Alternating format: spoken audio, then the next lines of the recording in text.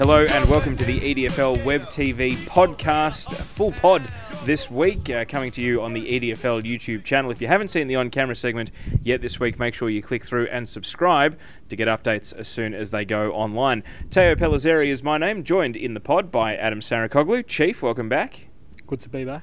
Dave Kennedy is back from a month's absence or so. Dave, I hope your marks are worth it for bailing on us the last month, but how are you?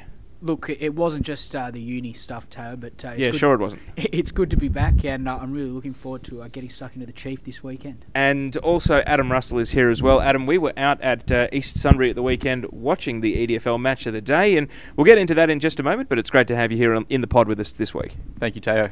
Now, let's start with the weekend wrap, and of course, coming up as part of this week's pod, an in-depth discussion of the proposed points and salary cap, and I have in my hand right here, guys, an A4 sheet which has what the points were for every club under the current proposed model through the first 6 rounds of the season, and what their average would have been. Those numbers will be disclosed as part of this podcast because the clubs themselves have seen this data. They are poring over it as we speak.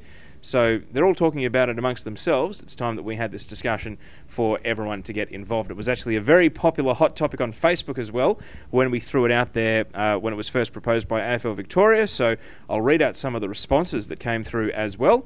And of course, if you are listening to this and you want to have your say, jump onto the EDFL Facebook page or at EDFL Footy on Twitter and let us know what you think of the points cap and some of your ideas. Some very good ones already being posted on Facebook, and people in high places at different clubs around the league having their say as well. So we'll get to that later on, but we need to jump into the 2 games that were played at the weekend. If you want the weekend preview, we have all our tips on camera this week. We won't be tipping game by game as part of the podcast, so make sure you go through and check the on-camera segment. But, guys, Premier Division, Avondale Heights having a comfortable arm's-length win against Airport West. Nothing unexpected. At quarter time, it looked as though it really could be a percentage booster for the Heights, but in the end, Airport West kick over 100 points, and even though they would have loved a win just to get a bit of breathing space on bottom spot, at least their percentage has improved, and also they know that they've got their mojo back, kicking a score that's capable of winning a game in future.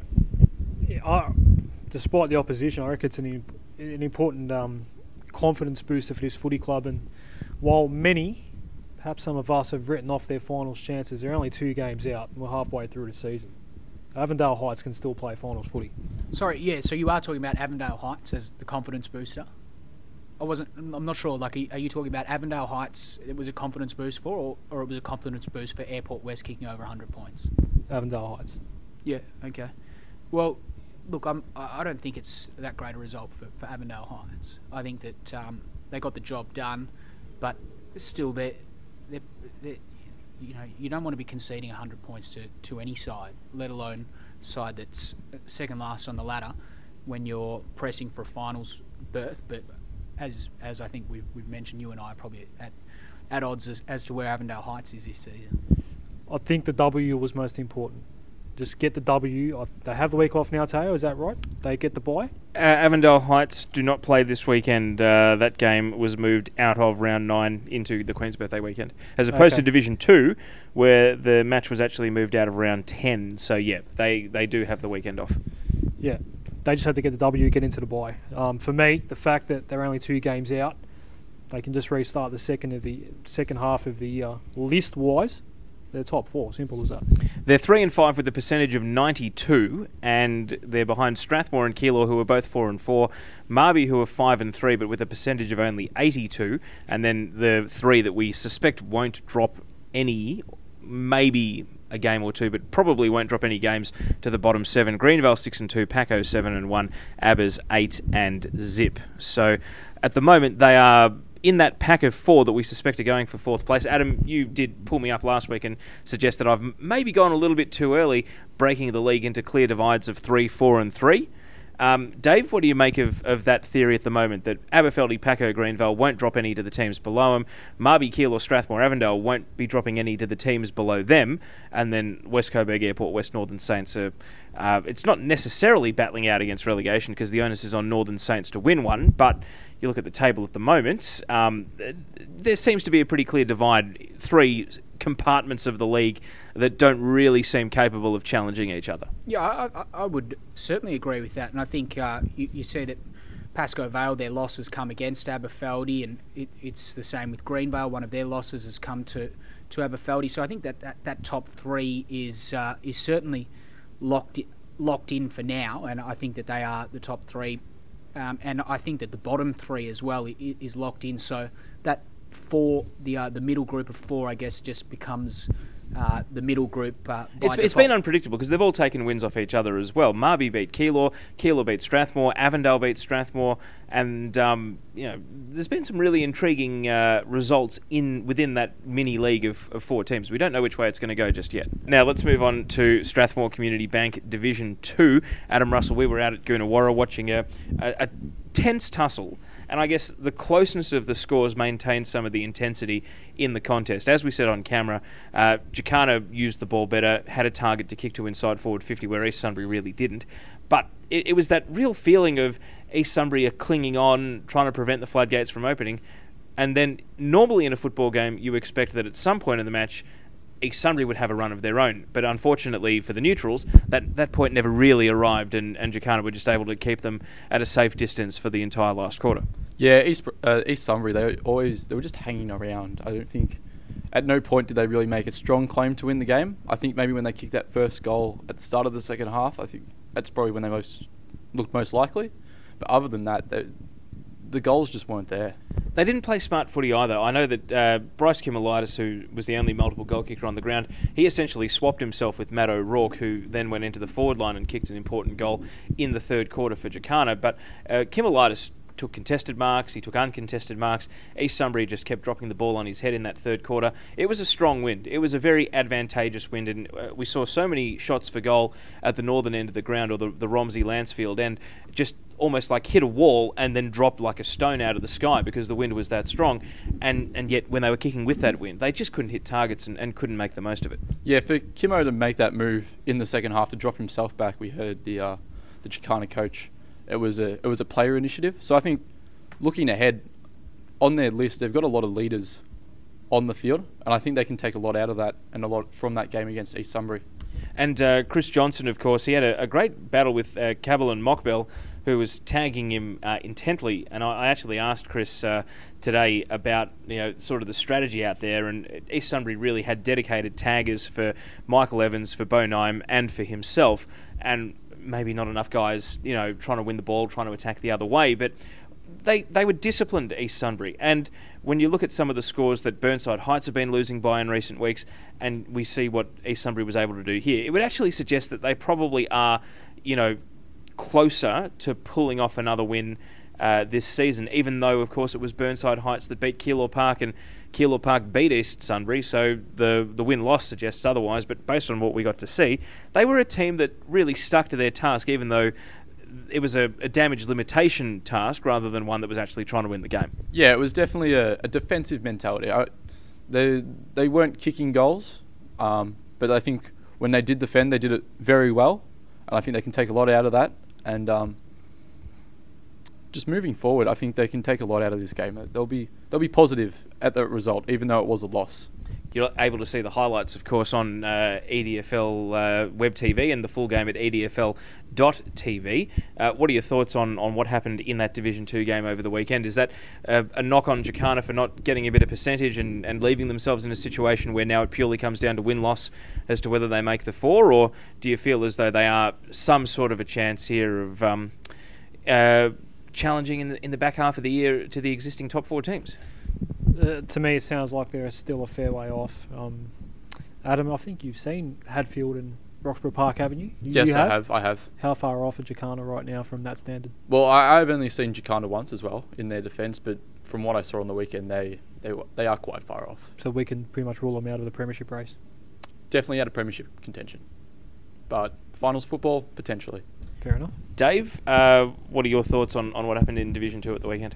Yeah, I think it would probably be a case of disappointment for Jacana. I think that they probably would have expected to win by more, particularly looking at the Moonee Valley results against Burnside. I think you have to make the most of the opportunities against those two sides. Even though we still continue to label them the expansion sides, they are still in that expansion phase or in that development phase. So you need to make the most of those opportunities. Well, I think we're almost at a point now where we don't want to pigeonhole East Sunbury and Burnside Heights in the same pigeonhole, basically. East Sunbury right now are a fair way ahead of Burnside Heights in their development, in my opinion. So but I think purely in terms of senior football, in terms of off-field structure, club leadership, organisation, mobilisation within the community, Burnside Heights do a lot of things, I think, better than Premier clubs. The problem is they don't pay their senior team, and the results reflect it. And it's apt that this is the points cap, salary cap podcast, because Burnside Heights, in many ways, are a model club off the field. But on the field, their results speak for themselves. Well, that's what I'm getting at. On field, East Sunbury now are a fair way ahead. They've almost actually shaken the minnows tag for mine. Burnside Heights is probably still in that category. So maybe Saturday's result isn't so surprising. I don't know. Well, that's the weekend wrap, and if you want to see the tips for the coming weekend, they are on camera, EDFL YouTube channel. You're listening to the EDFL Web TV podcast, and you're with us right now. All right, guys, time to get to the main course of this week's pod, and I've been looking forward to this one. I know that I had to twist your arm a little bit to get up to speed with the points cap, because I guess as media, we just want the best players playing. We want the biggest stories. Remember working in print media, as you also did, Adem, that big recruits and big names are what you want, and you don't really, when you're in that position, worry about how much it costs, and what you want is them out on the field playing good footy and speaking to you and giving you a good story after the match. When you have to go and work at City Hall, as I currently am, putting the league hat on, you start to think about the sustainability and the cost and what it takes to put together a club a little bit more. But just generally, before I jump into how the player points system works, and you can read this for yourself on the EDFL website, but before I jump into that, what are your broader thoughts on just the principle or the idea of having a points cap and a salary cap come into local footy? Yeah. Look, I am a commentator, and I feel as though my job here is to talk about the on-field, and I have no expertise in what happens behind closed doors at footy clubs, how players are paid, all of that sort of stuff. So as a commentator and as a journalist that covered the league in print as well back in the day, Teo, I'm not liking some of the margins we're seeing at the moment. It's quite simple as that. We may have done some pretty good broadcast games so far this year, but we've also been to a couple of shockers when we thought they were going to be competitive games, which is the reason why we were there in the first place. That's true, yep. So yes, something needs to be done about it. Salary cap wise, we probably need to discuss this as a roundtable, and we'll get into it now. But in principle, in theory, I am for something happening, because there is way too much of a divide that's starting to take place, especially in our top division. We're at the square table. Will that suffice, Chief? Whatever you want to say, Dave. Well, I think one thing with the point system and with the salary cap, I think the most important aspect of it is having a vision of what you perceive the league to be. What is the role of the league? Is the league a development pathway for young players to come through? If so, does the point system reflect that? Is the league its own entertainment factor, or its own form of entertainment in its own right? If so, the point system needs to cater for that. You need to have a really clear vision of what you want your league to look like before implementing a point system.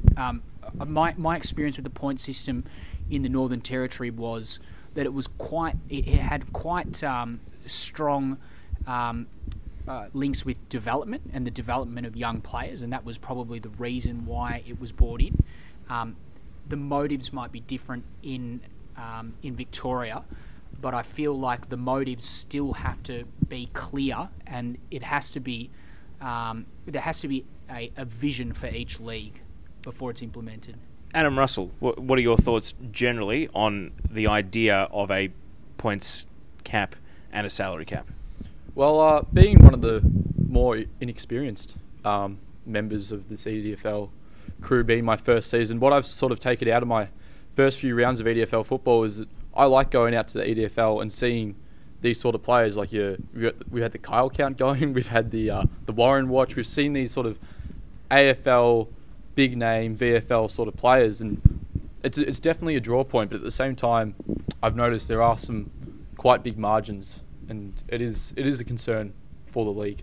Do you think that the EDFL needs to have a system where any of its 27 clubs can one day dream of competing and winning in Premier Division, or is it more a matter of any club that makes it to Premier Division can dream of making the top 4? Any club that gets promoted from Division 2 to Division 1 can one day dream of getting promoted to Premier, as opposed to the current situation where perhaps most of the clubs in Division 1 would actually be terrified of going to Premier because what it would potentially do to them spending a year in Premier having to play against some of the other teams. You know what my problem is, Tayo, and I will put on my journalist hat again without revealing my sources. Too many clubs. I have spoken to people at clubs about how their club's going, or pre-season, what they're hoping to get out of the season, and too many times I hear, we don't want to get promoted, or no, I don't want to talk about whether we can win the flag because we know where we're at. I'm not going to name names, obviously, guys. I want a competition. I want a Premier Division where 10 clubs want to be in that division, where 10 clubs want to be either striving for a premiership or building towards a premiership in coming years. That doesn't happen. I want 9 teams in Essendon 4 Division 1 to be desperately wanting to gain promotion. I think there's only 2 or 3 currently in Essendon 4 Division 1 that actually want to go up to Premier. That is simply not good enough. And the reason why? We don't have the money. Yeah, but at the same time, you have clubs that don't place that same emphasis in a premiership, in success. There are clubs that place value in the social aspect of football, and there are clubs that don't necessarily want to play at that level. I think for me, you have to create a platform that does something for the majority. So I think, as you rightly pointed out, majority of people want to see an even competition where every team is competitive, and I think that is a good vision for the league. But I think a point system has to cater for more than that. It has to create avenues for young players that want to move through the TAC Cup, that want to potentially be drafted. I think that local footy needs its AFL players, and I think that a player that's played one AFL game who comes back to local footy should not be treated the same way as a player who's played 100 AFL games. And I know we're going to get into the specifics of the actual point system, but I think that that you have to have vision for the league before you work out the intricate details of how you create that vision. All right, well, let's jump into the point system as it's currently proposed. So, at the moment, players are worth between 6 and 1 point. You get 1 point if you're a home player. So you've played 40 or more games at the aligned junior club up to and including under 17 competition or younger. Also, you are worth 1 point where you're a player returning from the VFL or the AFL to your home club. You're also worth 1 point if you haven't played in the last 36 months. So if you've been essentially out of footy. You are worth 2 points if you're a development community player who's played more reserves than senior games in the previous season. So if you're a reserves player that moves clubs to a different team, you're still worth more than 1 point. You're worth 2 because you switched clubs. You're worth 3 if you're a senior community player that played the same or more the senior than reserves games in any of the 3 previous seasons, or a transferred junior, which is a player recruited from under-19s or younger competition and does not meet the home club definition. So that's an important one. Senior players essentially moving clubs are worth 3 points. The better players are worth more, and we'll get to that in a moment. But if you're just a stock standard senior player who's played more seniors than reserves and you move clubs, you're worth 3. Or if you moved in your junior days, you're also worth 3, because a lot of clubs, and this is a very EDFL specific issue, I reckon. So the idea of the transferred junior is, say you get noticed at a smaller club that might only have one team per age group, or might be seen as one of the more unfashionable teams. And to be honest, battling the perception is very difficult, and I'm constantly in my job trying to battle the perception that Premier equals good, Division 1 equals not as good, Division 2 equals bad, because it doesn't relate to the junior setup of that club. Anyway, that's a different issue for another time. But the idea of the transfer junior is if you're an under-14s player who's playing at Keilor Park and then you jump over to Keilor, by the time you hit senior footy, you're still going to be worth 3 because you transferred in your junior days. That's the logic behind that, to basically say to clubs, if you go and raid an under-16s team or an under-14s team and bring them through, you don't get the discount for a homegrown. They still count to the points cap, and that essentially is to prevent raiding another club's junior system.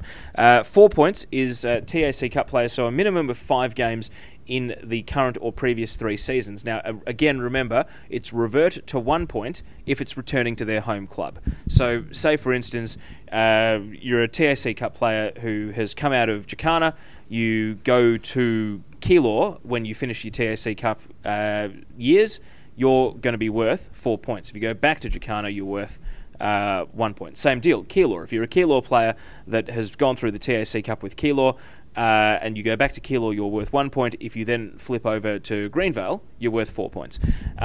State League Tier 2, which is the NEFL and the Tasmanian League, if you've played a minimum 5 senior games in the current or previous 3 seasons, you're worth 4 points. Or a premium community player, which is, and I'll leave the opinions for the very end of this, but I want to get into this particular definition. You're worth 4 points if you're a premium community player, which is in the major metropolitan or country leagues, if you're a club senior best and fairest top 5, or a competition best and fairest top 10, or a club leading goal kicker with at least 40 goals in a season in the previous 3 seasons. Now stay with me because we'll run through 5 points and 6 points. 5 points is if you're from a Tier 1 state league, which is the VFL, the Waffle or the Sandful, with a minimum of at least 5 senior games in the current or previous 3 seasons. Note that's not VFL Development League, it is senior games. And then you're worth 6 points if you're out of the AFL, essentially having played a minimum of 1 AFL game in the previous 3 seasons. Add a point if you are transferring from another community club in the same competition or division, or if you're transferring from a club located in a Premier competition to a club in a non-Premier competition. And I guess the AFL Victoria will have to work that out. So I guess that's the clause for people who, say, if you leave the EDFL and you go up to the Pecola League or the Kyabram League, they're going to add an extra point because you're coming from a premium, a top-tier league to a second-tier country league. Also, additional point if you've transferred to more than 2 clubs in the past 36 months. So that one is essentially trying to, make it harder and harder for the journeyman to go new club each year, new sign-on fee each year. Also, deducting points for each season of service to the current club, with a minimum of 5 senior reserves games per season, even if they're not in consecutive years, until you get down to 1 point. So, for example, Andrew Brown was from Mansfield. He's gone to the AFL. He's come out of the AFL and gone to Keilor. For each season he spends at Keilor, he gets a point knocked off. And eventually, one day, Andrew Brown to Keilor would be worth 1 point. So I guess that's the logic behind staying at your club. You're not going to be, as an ex-AFL player, a 6-point hit every year. You're going to have a point coming off year on year. Also, that's just about it. That's all of the criteria there. I hope I haven't put anyone to sleep rambling on about all of that. Before I jump into what clubs have accumulated what points, Adam, Dave, I'd like to hear some of your thoughts on this. Well, I'll start. One thing that I notice about the interpretation of this is I think that it'll be interesting to see how this ties in with a salary cap. For me, the role of an AFL player coming back to local footy is a positive one, and I think it's one that should be encouraged, not dismissed, not only for the clubs, but for the AFL player himself. He's a career footballer. He has to go somewhere, and 6 points is a deterrent for any club. So I find that... Except that player's home club, of course. Except that you look at the home club. For instance, Adam Marrick, for instance, is worth 1 point to Greenvale. Exactly, but for instance, what about the interstate players that get drafted to a Melbourne team and want to remain in Melbourne. I think that there are mitigating circumstances regarding these AFL players. I think that if you're a career footballer of AFL level, you should have more flexibility with the number of points that you're worth and with the club that you can therefore go to. I also find that rule regarding junior movement to be a little bit harsh, just based on the fact that there might be parents that move the players, and you might move location. Say, speaking from my experience, having only worked at the league for 12 months and heard things in the corridors of the EDFL office, compassionate cases, in my opinion, are treated very generously, and poaching is rife. So the only way to deal with it is with a harsh rule. Yeah, there you go. Well, I think I like the idea that you reward loyalty by subtracting a point for every year's service. I think that just makes sense, and you can sort of see the workings of it. You don't want one player to take 5 players from the same club and all of them move to another club the next year. I think that idea of players being commodities and football teams, package deals as well, and package deals and football teams being able to acquire those commodities as a package is not great, and I think that rule or the point system would help detract from that. I've got a concern in terms of there is such a thing, even at junior level, believe it or not, and there are a couple in this league, there's such a thing as destination clubs. For your under-10s, you send your kid there, and because they're at a good club, they're more likely to get drafted. There are certain clubs in our current league that have quite a few players on AFL lists. Now, these clubs have a massive advantage in this point system. They really do. I mean, if you want to, I'm sure there's probably some document, some Excel spreadsheet in the offices here at the EDFL of current AFL listed players or recently retired AFL listed players having come out of the EDFL. I think you'll find there's a big discrepancy in the spread of clubs that have AFL players on their lists. This sort of system would massively advantage those players in terms of what the AFL players are worth. It's funny you mentioned that. Well, I'll actually have a little bit of a surprising number for you when we get into club by club data on that one. Okay. But Adam Russell, I'm going on pretty recent evidence, so I haven't gone back that far. Adam Russell, your thoughts on the way the grading has been done on each of those points categories? Well, I agree mostly with what Adam and Dave have said. I think the thing that sort of stands out for me mostly, I think Dave touched on it earlier, was that an AFL player, no matter how many games they've played in the last 3 years, whether they can be a one-game player coming out of the AFL or a 60-game player coming out of the AFL, they're still rated the same points value. Adam, you wanted to jump back in on that one? I like your point. Adam Russell, because that makes an assumption that if you've been drafted, you're a gun. Mm-hmm. A lot of project. That's a completely separate conversation. A lot of project. The draft is very overrated. A lot of project players that aren't really cut out for AFL end up in the system. Some of them don't play games, to be fair. Some of them wash out without having played a single senior game, but some of them get one. And I think that furthers the point that I was trying to make before, Chief. In that, if you've played one AFL game and you've missed out, you should still have or have the opportunity afforded to you to make something out of football. And if you're worth 6 points... You've been exposed to an elite setup. Yeah. Yeah, exactly. Yeah. And you've worked hard to get your body to that level. And if you're worth 6 points, well, it's difficult to fit you in. If you're not, and particularly considering there are a lot of local footballers that would challenge you for talent if you've played one AFL game. So I think never mind that the AFL is a league that discriminates on fitness and height, and that some fantastically talented guys that can't run a 15 beep are basically consigned to local footy, because if you can't run a 10,000 metre race in a certain amount of time, borderline Olympic level, you're not going to get looked at by an AFL club. There's a few boys called Caruso down at the Northern Saints that probably should be in the AFL system, and there's a perfect example of it. Of what you just said. Well, here's the bone that I have to pick with the grading.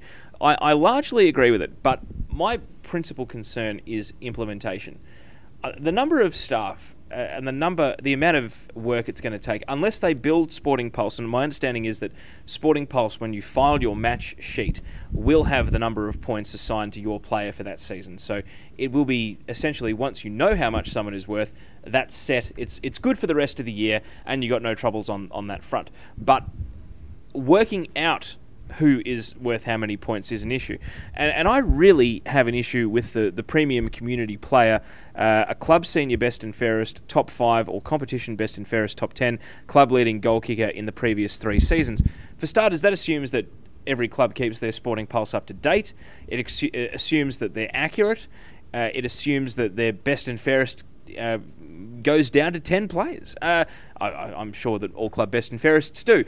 But I find the amount of homework that has to go into that side of it to work out the difference between a senior community player and a premium community player. That is my main gripe with the way they've graded it. The AFL stuff, the 1 and 2 point stuff, not that big a concern, but that's my biggest issue with the way that they've graded it. And further to that, there's also reliance on the umpires. So this is essentially the umpires have an integral role in the selection of premium players. But and given how close the EDFL medal count was last year, I think we had 8 players that could still win the medal heading into the final round.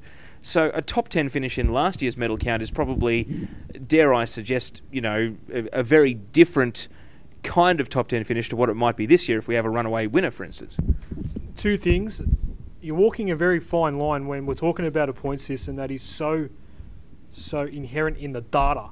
And it's the data that is providing these numbers in the end, and yet you've got something like... There's no accounting for personality or character, and there is their leadership. Well, the intangibles. In terms of how many League B-Net votes you get, well, that's a matter of opinion, isn't it? I mean, that's a very, very fine line that you want to be treading.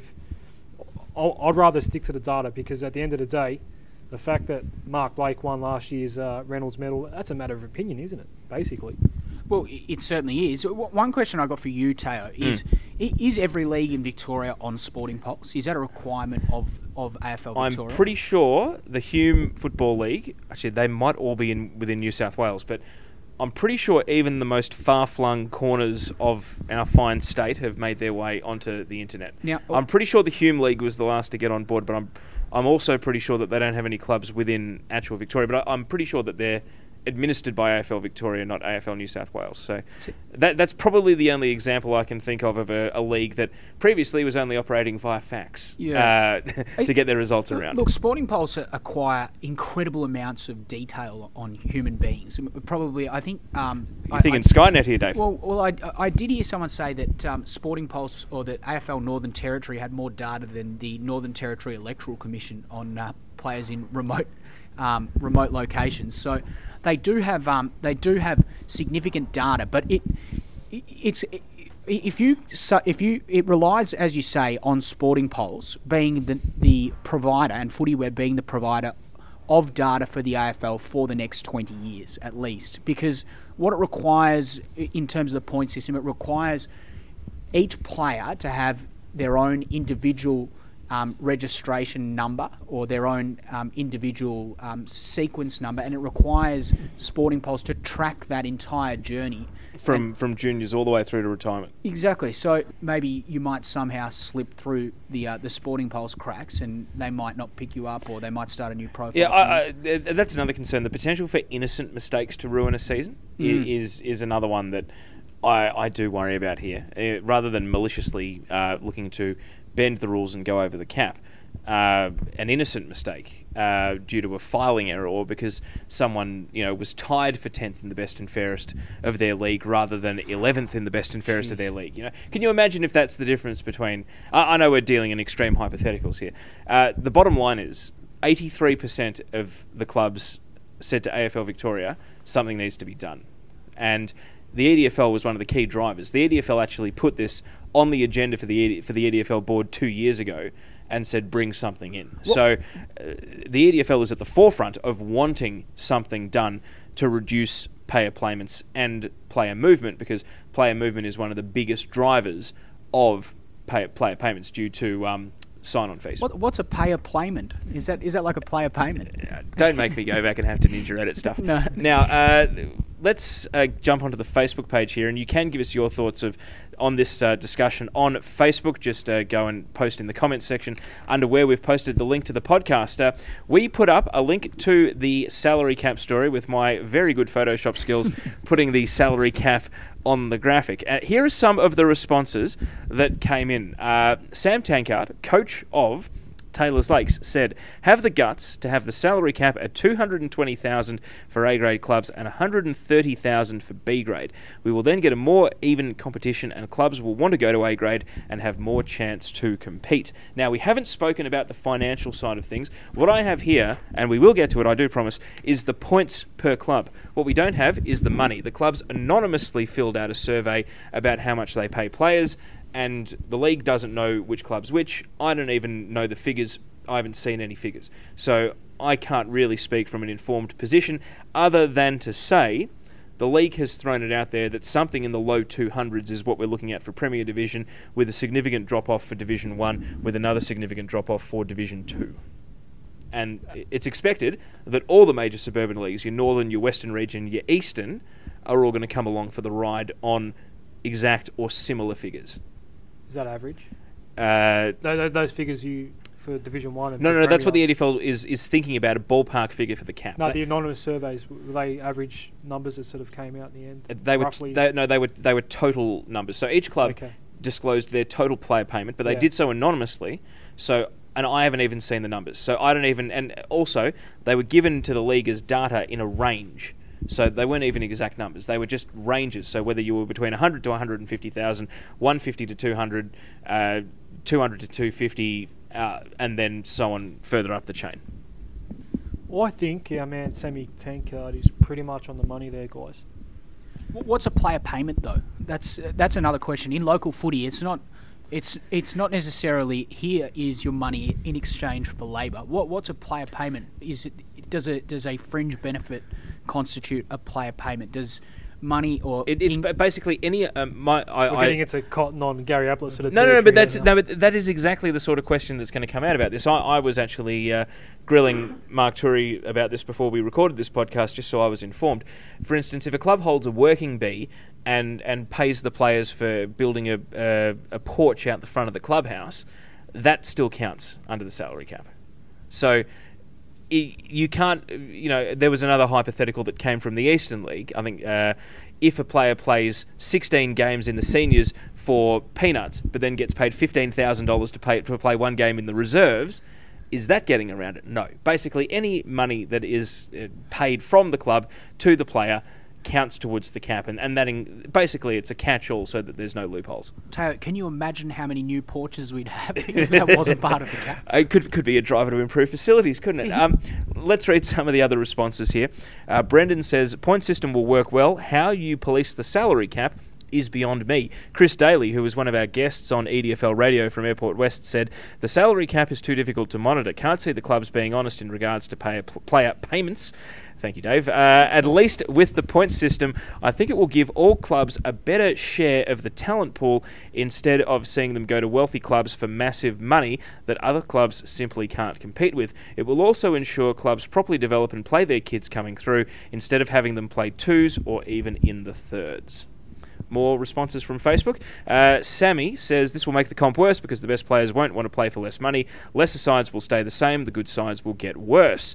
That's not necessarily off the money, that school of thought, though. But I think it's all relative, though. Like, if we bring the salary cap down, I highly doubt we're going to have a mass exodus of players. They've got to do something on Saturdays. Brad says, long overdue, will produce a more even competition. Salary cap is hard to police, a bit like saying the amateur leagues don't pay players for playing. Jamie says, the poorer clubs don't have much chance, unlike rich clubs who can buy whoever they want and upgrade their club grounds. Dale says, introduce tax on all player payments. Oh my God, guys. On all player payments. Chris says, no salary cap, point system would work a lot better, would not be able to monitor the salary cap. Simon says it'll end up just like the VAFA with under-the-table deals. Callum says, Harry, it looks like they won't be able to pay you anymore. Time to move to Nulla. Anyway, those were some of the responses. So if you want to have your say, jump on the Facebook page, post in the comments, and we might actually have a follow-up segment on this, because it got some really good interaction there, and we really appreciate people giving us their views on these proposals. If it's going to happen at the top level, we're not that far removed from seeing Melbourne Storm lose premierships for salary cap rorting, and we know what's happened to Carlton in recent years. If it's happened at the top level, and teams have actually won premierships, won grand finals, and had it stripped off them years later after it comes out that they were rorting the system, what the hell is going to stop local clubs and local admin from doing the same thing? The greater good, Adam. The want to, I don't know. Melbourne Storm nearly got away with it, Teo. Yeah, I realise that, but you would like to think that if 83% of the clubs are asking for this to come in, that they can keep the 17 that don't want it in check. I think that you have to look at the ammos. You have to look at them, and they don't want this, by the way. They think they should be exempt from it all. Well, and you know, they've probably got legitimate reasons, or reasons that they believe are legitimate. But you have to look at the ammos, because the ammos provides a different perspective on why people play local footy. Because you've got a competition that, although there are probably financial motivations, it is not as financially motivated as the league that we have come to know. And I think that you have to look at the ammos as an example, as a litmus test. But what about crowds, though, Dave? I mean, amateur football is a lot about the footballers themselves and what they do to pass their time, rather than entertaining crowds, giving the media something to broadcast and spread. Big occasions and grand finals. I mean, my understanding is that the grand finals at Sportscover Arena were a bit of a bust last year, and they're actually thinking about moving the venue. You compare that to, by the way, anyone from the Ammos listening, that is not a slight. I'm just relaying what was said in the press after the grand finals last year. You compare that to the EDFL, where we've got Windy Hill. It's a massive occasion. A lot of people who go to their one and only game of the year go to the grand final, because it is still, as Adam said earlier in this pod, a spectator occasion designed to entertain. So, I don't know. Well, it goes back to my opening comments about vision for the league, doesn't it? If the league is a place where, or if the league is seen as a place where footballers can execute their craft, well, maybe the Ammos are on the right track. Whereas, as you say, if you see football as a vicarious means of entertainment, it is a legitimate alternative to the AFL, yeah. And I'm not saying that there's a battle within a code war within the code war between local footy and the AFL, because we all follow both. I still find a way to follow all 9 games over the course of the weekend, whether it's on my smartphone or whether it's by actually watching the games. But it is the cheap alternative where you can still feel part of something and have a tangible impact in your club, as opposed to the AFL, which I've maintained for a number of years now, is far closer to the American franchise system, where instead of being a member, you're simply a ticket holder, whereas at your local club, you're still very much an integral part of what makes your club work. The 4 of us here, we're all callers and broadcasters, all right? Would you feel cheated if we rocked up to a game, we brought the van, I mean, the amount of work that Taya does to get a broadcast ready, and the rest of us giving up our time, we are volunteers, to come on Saturdays and watch a team that doesn't really care about winning, or for playing footy for the social side of it. I mean, as a commentator, I would feel kind of cheated, to be honest. But you could very much argue that right now, that there are players out there in our league that aren't playing to win, that are playing for their own personal financial ambitions. And I think it would be short-sighted. Yeah, but at least they're motivated to perform well, as opposed to just go have a jolly good kickabout with my friends down at the VAFA example again. We're just a group of good old boys for a laugh and a kickabout. Dave, what's the problem with that? Well, there's no performance clause. We're not. I don't think that teams, that the performance clause is that high on the agenda. You rock up to the club in the pre-season. You say, "I want to play." They give you a price, and it doesn't matter. Training's optional. We heard that last year with Aberfeldy. So, I don't necessarily think it's as clear cut as, okay, we're paying him, so he's going to provide passion. No, well, he's going to provide a certain level of skill. He's got his own market value. He needs to perform to that market value. He doesn't need to come to the working bee and build the porches out the front of the clubs. That's probably where a salary cap might what do you say, sort the the people that are there for their own altruistic reasons from the people that are using it as a source of income. That's sort of the argument where clubs exist just to good place to be, good club atmosphere, all that sort of stuff. We don't really care about how successful we are. Well, that's why we have a reserves team. You know what? If you don't care about winning, if you're playing ones and you do not care whether you're close to winning a flag or you're going to avoid relegation, go down to the twos and have some fun down there. Or the thirds, exactly. The thirds, yeah. Exactly. We're fracturing off into a different segment of the argument, and we need to move into a different direction here. One last thing before we jump. Punch on off air. I was going to say, maybe you should go and commentate the reserves. Enough. If you're just having a bit of fun. Don't open Pandora's box on that. Some people do want us to commentate the reserves. We've been teasing it for 45 minutes, so if you've stuck with us, thank you.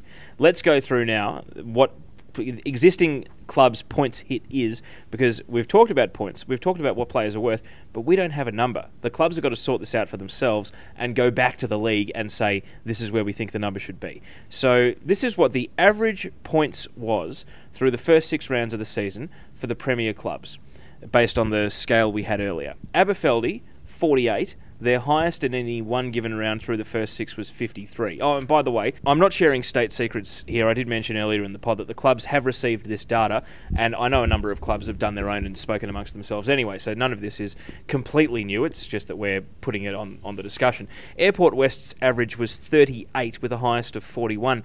Avondale Heights was 67. Their round 1 team was worth 72 points. It's been as low as 62 during the first 6 weeks of the season. Greenvale 37.3 with a max of 39, and theirs has stayed reasonably consistent. Keilor, this is the big surprise, 63 with a highest of 66. Maribyrnong Park 46 with the highest of 51. Northern Saints 41, theirs has stayed reasonably consistent. No greater than 43 and no lower than 40, so they've obviously had quite a consistent team. Pascoe Vale 72 with a maximum of 78. Strathmore 44 with a max of 48, and West Coburg, the lowest in Premier Division by some distance, 30 with a maximum of 31, and their lowest when they won by 100 points in round 1 was 27 points. Remember, it's 1 point minimum per player. You can't have a 0, and West Coburg had a team out there that was worth 27 in one game this year. So that is a homegrown or a very loyal team if I've ever seen one. But based on, we'll get into Division 1 and Division 2 in a moment, but based on those numbers, the big surprise to me is Keilor, but I guess when all the kids you're developing end up in the AFL, Adem, and you don't get to reap the benefits, you're going to have to recruit from somewhere, because think about it, their under-18s team, or their under-16s team, the best 7 or 8 were shaved off to go play TAC Cup, and 6 of them ain't coming home. So yeah, and that's a long-term problem as well, I suppose, when all these guys want to come back and play local footy after they've had a career in the AFL. Keilor's got about 4 or 5 juniors currently in the AFL system. Well, they all can't come back. And the reason Greenvale's tally is so low, 37, is you got to remember the 2 Maricks are only worth 1 point each. If they'd gone to any other club, they'd be worth 8 points because they'd be worth 10 because they'd be 5-point players. But going back to their home club, Greenvale, the 2 of them are only worth 2 points. Yeah, I suppose I did overlook that. Sorry, guys. Yeah, there's a few outliers there, isn't there, and a few surprising ones as well. Pascoe Vale, though, I'd love to see what their numbers were last year, because that would probably be hard. Well, remember, if they retain their list and don't recruit a single player, everyone who is there this year will go down by 1 point. So you'd think it'd stand to reason that their points hit would go down by 14 or 15 if the team they put on the field in the last week of this year comes back and is the exact same team next year without any outside additions to the club. So, I mean, where do we have a points hit of 50 for instance? Or do we start it at 72 and we start it at the maximum, but then we bring it down gradually to the point where it gets down to 60 or down to 50 or even down to 40? I mean, what do you think is a reasonable number here for the Premier Division, bearing in mind that the Northern, the Eastern and the WRFL are probably all going to have a ballpark figure somewhere similar so that players don't just flock to a different competition with a higher points cap? Well, so if you look at it from a practical viewpoint, you need 5 or 6 good leaders in your football club on the field at one time. So if we average that out between, say, 3 AFL players and 3 homegrowners, we're probably going to say that they're worth about 20 points. So that's your 1 to 6 player. From, say, 7 to 15, you're looking at maybe on average another 2 points, 3 points. So what's that? Say another 20, so 40 plus the remaining 7 spots on the team. If you're looking to reward the home players, plus try and blood some youth, maybe another 10 points or so, 12 points. So I'm thinking around the 50 to 55 mark would be a ballpark figure.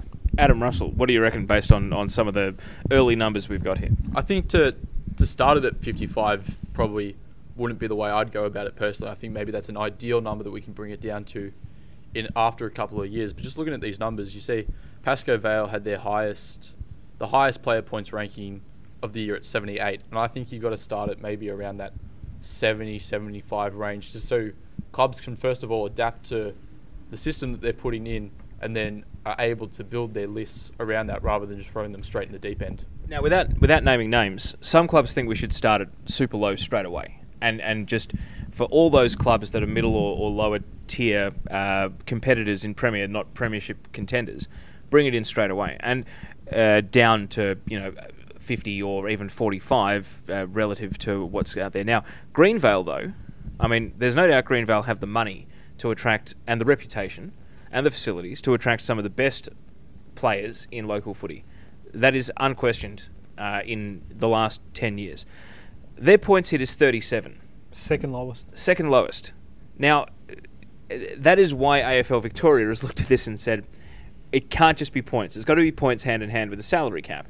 Because there are some clubs who, through good management, through promotion of junior players, through retention of senior players who weren't originally from the club but have been loyal over long periods of time, we already have some clubs that are below the lowest possible mark we would ever consider bringing in. So I guess that's why the salary cap has to go hand in hand with the points system, because points alone won't necessarily bring front runners back to an extent. And I'm not speaking on their behalf, but perhaps a club in Greenvale's situation would argue, let us be the best we can be. There shouldn't be any restriction. Just because we do things well doesn't mean that you should handicap us for being a very well-run, well-organised club. One problem with salary cap is if you restrict a Greenvale's spending, they're going to put the money elsewhere, aren't they? They've still got the money. They're just going to put it elsewhere. Where are they going to put it? In the junior program. And again, that comes back to the whole destination club issue, where some clubs are at a massive advantage in attracting the best talent, which obviously has all of the benefits. And even if they make the AFL come back to their local clubs at the discounted rate under the current point system, it's a major concern. I mean, you can restrict club spending on player payments, but that money is still coming in. It's going to go somewhere else. I'm telling you right now, 90% of it's going back to the juniors. Let's look at Essendon Forward Division 1. Craigieburn 41 average through the first 6 rounds. East Keilor 34. Very little recruiting done in the off-season, so stands to reason that their tally would be low. Essendon due to Stars extensive player turnover, of course, with a lot going out, a lot coming in. Their average is 63, with the highest of 68. Glenroy 36 average. Hillside 38 average. Oak Park 37 average. Taylor's Lakes were the lowest club on average of any across the 3 divisions, 25.5. They had a game where their points hit was 24. And remember, it's a minimum 1 point per player. So they had a game where 20 of the guys, or maybe even 21 of the guys that took the field were 1 point players, which is phenomenal. Tullamarine 42 with a max of 48 earlier in the season, and West Meadows 52 with an average, 52 average with the highest of 56. Adam. Is Duda's number inflated because of how many players have come in? Just as replacements for the ones that had to go last year, yeah. That is remarkable. I mean, they turned over about 15, a dozen up to 15. That is absolutely remarkable because for mine... They do have a lot of kids that have come through the system there, but they've got a lot of new players this season. It's like Paco in that if they all stay for next year, then that points hit is going to go down potentially double figures per game. Dave, 22 points is the difference between Dudas and Craigieburn on average. Yeah, that's it. It's actually quite incredible. The thing that looks like it's becoming a bit of a sort of trend is that if you do want to turn your list over, you're not going to be able to do it to the same level that you've been able to do it. If there is a point system that does eventually come in, we've seen wholesome changes at Duda Stars, also at Pascoe Vale, even at Tullamarine to a certain degree. There in the upper echelon of Division 1. These are all teams that have turned their list over to a degree, and that's going to be more difficult under a point system. Now, Division 2 is an interesting one because many of the clubs don't actually pay their players, or they pay them very little. So a salary cap, some of these teams are never going to touch it. The salary cap is essentially so that the team coming down from Division 1 has to get their house in order, and basically I think the argument is if you get relegated, it's probably time to review who you're paying and how much you're paying them anyway. So Division 2, Burnside Heights an average of 38, Coburg Districts 39, East Sunbury 35, Hadfield 27. That is a low number, but again, it's a lot of their list for all the players that have come back are guys that might even apply. Hadfield might have been their most recent club, or it might have even been the 36-month, you're only worth 1 point after being out of the system for 3 years. So they had a game where, again, they were worth 24 points in round 1.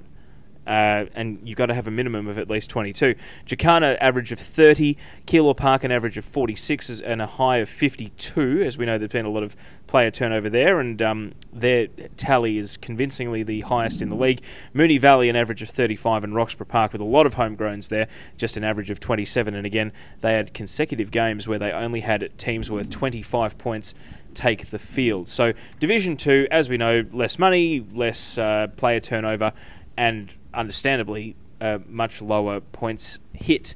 And I'm not sure really, we're talking about Premier here, we're talking about Division 1 here. I'm not really sure how relevant any of this is to Division 2 because it's about making Division 1 clubs want to strive for Premier. It's about making Premier a closer division.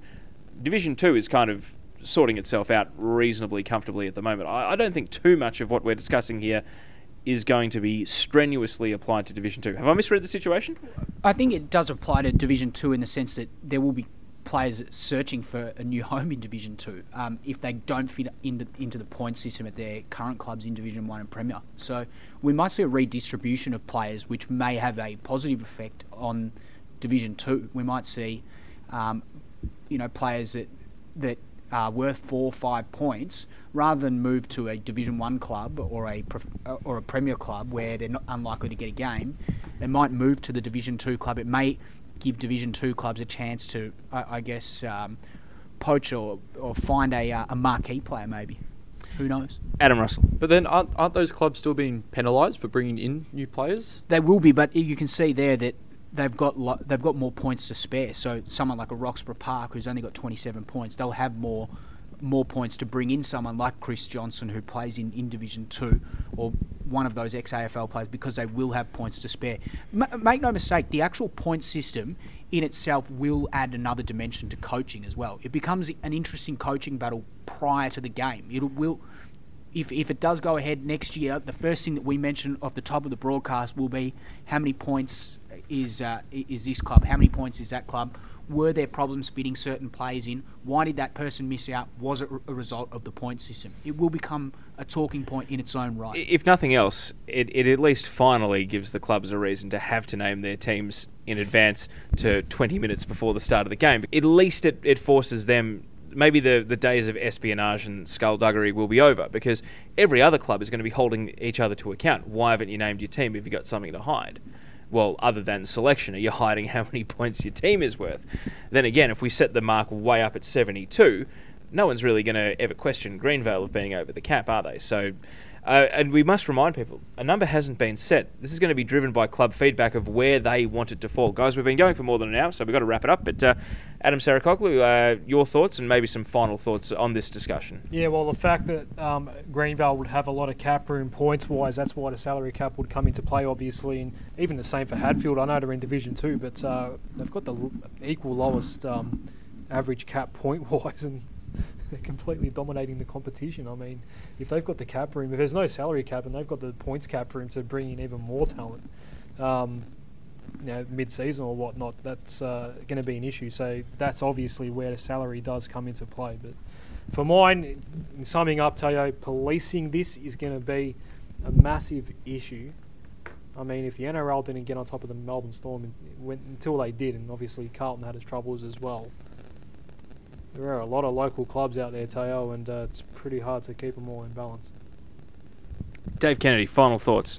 Yeah, I kind of agree with the Chief, unbelievably after all that, but that policing it is going to be very difficult. But I sort of feel like you've got to do something rather than doing nothing, because to me, I think one of the great attractions of local footy is the fact that you can get, the plumber that pops up and kicks a bag of goals and becomes a local hero. Not necessarily the guy who was always destined to be the hero in these scenes. And maybe the sort of the actual local aspect of local footy might be brought back rather than we might see more of it rather than just teams that bring in, as you say, those package deals of a number of players at one time. Or an arms race, essentially. Adam Russell, final thoughts.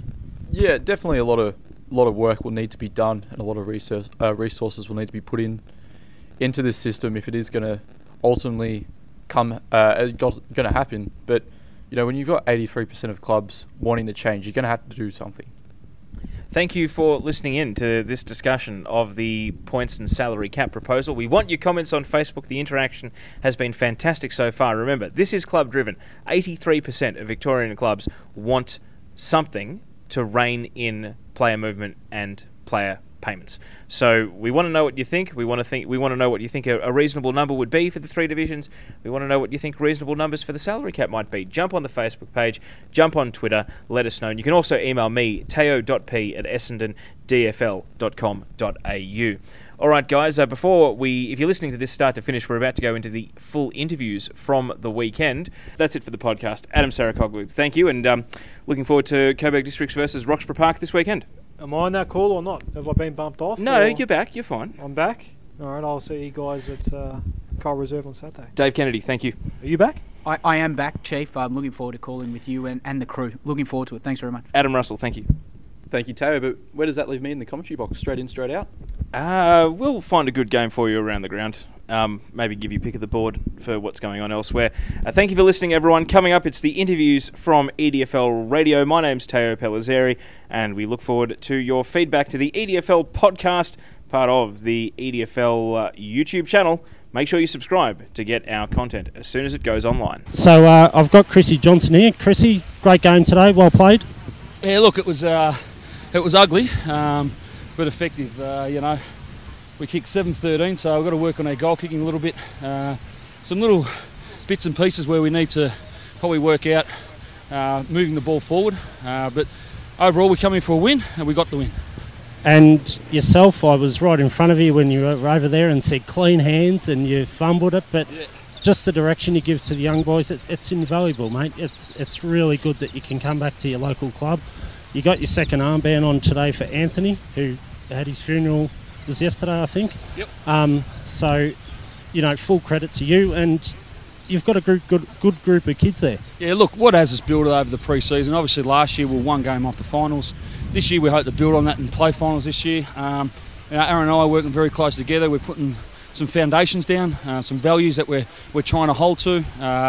Look, one of those values are clean hands, and my hands were terrible today, and a couple of times kicked out in the full from just being sloppy. Gave a few free kicks away for dropping the ball by just trying to do too much. But look, I think the 2 armbands, obviously for the young boy from Northern Saints, and obviously for Anthony Kingley, that's represented the football club for a number of years. His family been a part of the football club, life members as well. So it was just, I think, good that we could pay our respects to the Kingsley family. Yeah, and full respects to Graham, Yvonne, Wes and Melanie. You know, the hard time they're going through, and full credit to you. Great game today, and good luck for the rest of the year. Thanks, guys. And we're going to now start our post-game interviews because we've got in the box with us the Sportsmoves best on ground, Beau Naim. Thanks for joining us, Beau. Congratulations on the win. As we heard from your teammate Chris Johnson, though, it was hard-fought and ugly today. Yeah, I mean, we're playing on a big ground, windy conditions. I mean, it's really open out here, so low-scoring game. But, you know, we just fought it out and, you know, try to capitalise when we had the ball in our hands. They played a really good counter-attack, even against the wind, even with it. It was pretty scrappy, but yeah, we got the job done in the end. Goals so hard to come by out there. I mean, how valuable were they whenever you were able to put them through? Whether it was Kimmo kicking his couple, whether it was you in the last quarter, they really were so few and far between that it felt like you could celebrate them that little bit more this afternoon. Yeah, it definitely was. I mean, we had Billy up there, even Kimmo. Just every week our set shots are letting us down, but yeah, when we did get them, we put them on the board, and it really helped us. You know, it felt a lot closer than it was. 21 points, a low-scoring game. You know, it feels like a big win, but it was a lot closer out there, and every goal really did count. It was an entertaining game. You know, low scoring, but still quite entertaining. You mentioned the wind, and that against the wind and with the wind, was there a big difference between the two? You know, was it a strong win that you should have really capitalised on, or? Yeah, I know what you mean, because every team that had the win really didn't really capitalise. Yeah. Like I think we were scoring against the wind as well. It was a breeze out there. I think what really, you know, didn't make it a big win was that it was pushing across the ground, and you'd see it get caught up in the wing over there. So I don't know. The wind was doing a lot, like moving it more into the pockets down there, which was, you know, making it a scrappy game. But yeah, I think both teams played well against the wind. I think that's what really helped. I mean, both are good running sides, so you know, against the wind they both run it up pretty well. So I don't think in the end the wind did that much, but yeah. You mentioned the size of the ground out here at East Sunbury being quite large. You were such an accumulator today, getting inside and outside ball. Did that help you, the size of the ground, getting that outside ball? Or as me? Yeah, personally. Yeah, well, I'm not a big lad, so all I do is run. So the bigger grounds help me. I mean, I can get in more space and stuff like that. So, you know, especially when I'm getting tagged, just put on the burners and trying to, you know, get out in open space. I think that's the only thing that I can really try to do. We heard at three-quarter time that you really wanted to go on with the job. In the end, it was, I think, 2-1 in that last quarter. So, again, still an arm wrestle right to the end. Is it frustrating that you didn't walk away able to really open up the game and sort of break the resistance of East Sunbury today? It's a credit to them. I think they played really well. I mean, yeah, we wanted to, you know, run them over in the last quarter, but I think we didn't play our best footy today, but it was good as a unit that, you know, we could still scrap it out and get that half-foot win. Like Kimmo was saying in that wrap-up speech there, he said, you know, good teams aren't going to play good every game. You know, sometimes you've got to grind it out, and that's what we did today. Guys, any more questions for Beau? We had Chris Johnson on a little bit earlier. What's it like to have someone of his stature down at the club?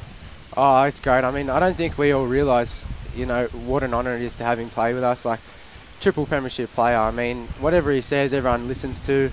It's good to have him mentoring the club, even helping Aaron Collins as a coach.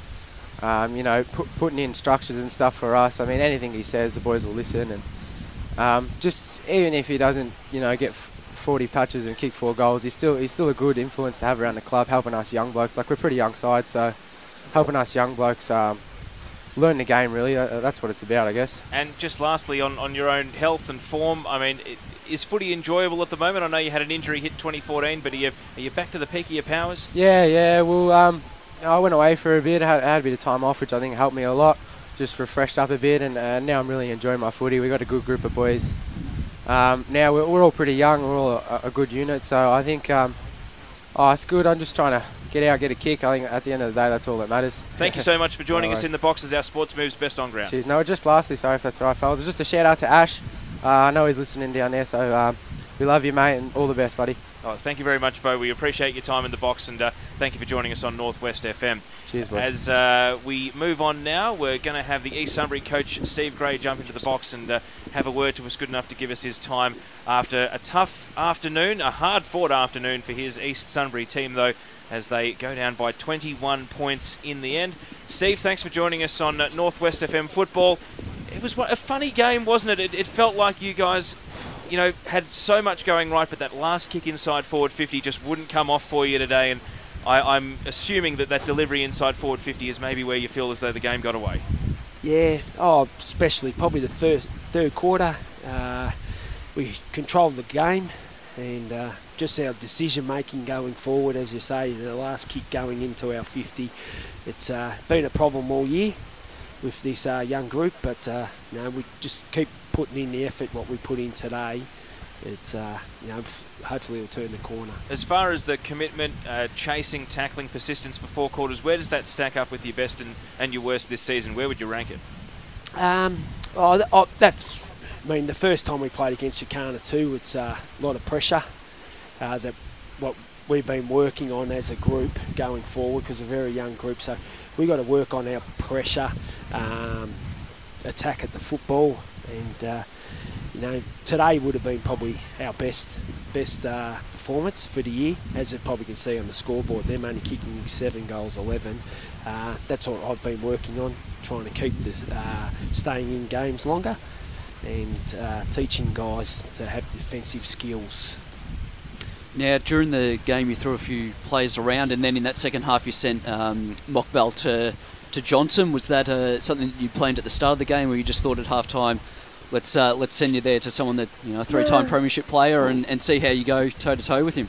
That just to end up going that way. Yep. In that. But in saying that, we looked at Beau, number 9, and we looked at Evans as well, number 7. Yep. We at the start of the game, I spoke to a couple of players about working with them, and over the day I thought that our boys held themselves pretty well with those two. They're exceptional players in this standard of football, so but with our young group, and with Mitchie and Abner going with him, it's a stepping stone going forward with those two guys. We were told to keep an eye on Jackson as well in that forward line, and he did some nice things, but he just didn't have the finishing touch when he shot for goal. He is a very exciting player, though, in that forward 50, isn't he? Yeah, he's an under-18, or really first-year under-18s. He's come across from Sunbury Lions, and he has got good poise, got good balance, and his decision-making has been fairly good. And so, that's a step going forward with this football club, is some more under-18s coming through and showing their skills in the senior levels. Now, it was such a closely contested game today. Do you consider it a lost opportunity, or do you take a lot out from what's happened today? A bit of both, really. I said to the boys after the game that it is really a lost opportunity. The first time we played Jacana 2, we had opportunities, but our ball skills, hitting targets, I think it lets us down going forward. We work so hard in winning the football when we go forward, and then we get into inside 50 or onside the forward half, and we just don't pick the right options. We haven't got the guys working hard enough to lead up and hit targets, and that's just something we have to work forward as a group, because our biggest problem this year is we're not kicking winning scores, so we've got to look at being more structured up forward in the next year or so going forward. You got a couple more against Burnside Heights. You'll have Keilor Park again as well, and then you've got the other games which will be a bit more of a sterner test. How many more wins do you think you can snare this season, and what sort of target are you setting for the boys? Well, as I said to the group after the game, I did say to the group that we have to come every week with that intensity, that work rate, and the pressure that we put on them. If we can do that for 4 quarters, that was our best performance this year by far, as in forward pressure and tackling. And there's no reason why we can't beat Keilor Park, Burnside. You can easily throw in Moonee Valley as well. I think that they're in the mix as well with Jacana. So, if we come with that intensity and work rate and pressure, there's no reason why we can't win. Probably another 3, might sneak 4, and get some positive going forward with the group, just to have the belief in themselves that I can play football, because that's the hardest thing. Is these boys just don't have the belief at the moment themselves that I can play football. But they showed today that they're around the mark. Yeah, they did play really well. And just one last one player that I noticed, Ashley Fleming, he spent the whole day in the ruck. He was up against 2 ruckmen all day, Morrison and Wilkinson. I actually thought he played really well. He got his got around the ground. He helped out down on the goal line when needed. I actually thought he was one of your better players today. And if you can take a couple of those marks when he goes up in the pack, then he'll be something to look forward to as well. Yeah, Ash is a very smart footballer. He's played a lot of football, and he'd normally been playing forward for us, but one of our backmen went down Thursday night and got injured, so I had to throw our normal ruckman. Mick Stewart had to go centre half back, and I put Ash in the ruck, and I just put it on him, and I said, you've got to stand up, and he gave us first use of the football in the ruck, and going forward, that's probably his best game he's played for the year for us. And it was very good positive signs there with Ash. Sorry, Steve, this is the first time we've seen Cayman Ogilvie. I mean, he's had big raps. He was prolific today. In a winning team, he's easily the best on ground, and I wouldn't be surprised if he had the 3 votes come medal night regardless. What's it been like coaching him, and what's it been like seeing the other teams try to go with him and try to find a match-up for him? Yeah, I mean, with a side that we've got, Carmen can definitely play good football. There's still some areas in his game that we got to work on. Just accountability at times, because he just runs and can do his stuff, which is very good, getting plenty of the ball, but you still got to be accountable for an opponent as well. In saying that, his last 2 weeks, he's been exceptional, and in a stronger side, it'd be a lot better. But he's a special talent. Well, thank you for giving us your time after a tough defeat, but it's been great coming out to East Sunbury again today, and we've enjoyed our time here. A very high-stakes, intense game. We actually enjoyed calling it, even though there weren't many goals. It was certainly entertaining footy, and we thank you for your time. Thank you. And now joining us in the box is the Jacana coach, Aaron Collins. And Aaron, a hard-fought win. How tough was it? Because we here in the box really felt as though it was East Sunbury clinging on for dear life for all of the second and all of the third quarter. And the floodgates never really opened. No. So how did it feel for you over on the bench? Oh, very frustrating. I was just waiting for our boys to, just get some type of momentum going. But credit to Sunbury, they just kept at it and just scragged it out. And that's what it looked like to me. It was just a scraggy game of football. How would you rate your team's performance out of 10? Oh, about a 4. Very, like I said to them, 4 points is 4 points. We'll take that. But we're not going to get far in this competition with playing a standard like that. So, yeah, a lot of work to do, and they know that, and they'll stick together, and we'll work hard this week. Percentage is always the last thing that coaches want to talk about, because it's maybe sometimes seen as disrespectful to the opposition. But the reality is that you guys will have a percentage in the 80s, maybe up to 90 today, while Moonee Valley are 120, and the other two in the top 4 are over 200. So, how much of a missed opportunity is today as far as the margin is concerned? Oh, with all respect to East Sunbury, huge. We really come out with a plan that you don't want to give targets or margins, but the boys said it to themselves. It was at least a 10-goal win if they could possibly get it, but we didn't. So, like you said, it's going to come down to the end. It will be percentage without a doubt. So we really have to start beating the top sides now, or start kicking a lot of goals, which for some unknown reason we're struggling with 2 big key forwards. We just can't seem to get it happening. After 3/4 time, you not too many goals had been kicked, and as we know, not too many got kicked for the day, but it came out that you wanted a 10-goal win. Did you think that was a realistic chance to, in that final quarter, go on and kick, maybe 7 or 8 goals to get that 10-goal victory? Or was that more a motivational thing to maybe kick him into gear a bit? Yeah, it was more a motivational thing. I would have been happy with 3 or 4 goals, but we still couldn't even get that. It was just more to try and get them up and going, and I was hoping that we'd get one or two quick early, and then the momentum would have started. But unfortunately, it was just an ugly game of footy. We just couldn't get it. Well, you had Kimmer up forward for most of the first half, and then we saw him swung back in the second, while Matthew O'Rourke went forward and kicked a goal. What's your sort of rationale behind when to switch those sort of players, the swingmen around? When do you make the move? Bryce does it by himself. It's up to him. Same as Matty. I leave it to them. Kimmo's he's probably one of the most unselfish players in the side. Everything's about the team. So he come to me at half time. He said, look, if they kick one early, I'm going to drop myself back. So they did. So he dropped himself back. Matty pushes up. With Kimmo down there, he just takes control down there, and he just reads the play so well.